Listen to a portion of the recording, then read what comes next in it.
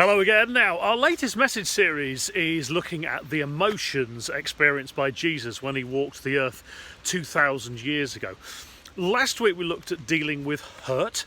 Next week it'll be anger, and in the final week, sadness. And I know all that seems a little bit heavy going, but bear with us.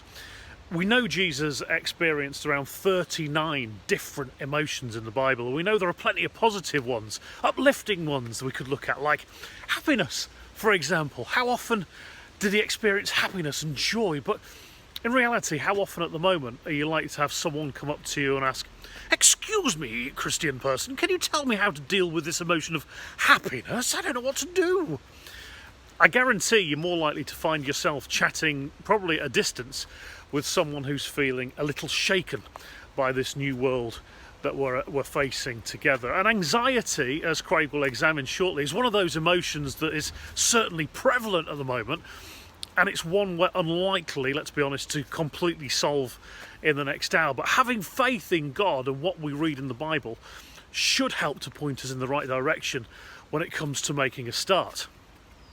As if this year hasn't been testing enough for us all, you might be aware that I was made redundant last month from the job that I'd done for 26 years. Since then though, I've kept myself busy. I've been putting building blocks in place for some of the things that I'd like to do next, but one of the things that I never saw coming was working as a celebrant. Now, I'll be honest, up until 2 weeks ago, I had no idea what a celebrant was either. But a celebrant is the person who leads cremation and burial services. I've now conducted 2 services and I'll be doing a third on Friday, but let me tell you, it's been a long time since I was as anxious as I was building up to my first one. So anxious, in fact, that for the first time in ages, I struggled to sleep on a couple of occasions. I was waking up mid-dream after either falling into the grave or cremating the wrong person.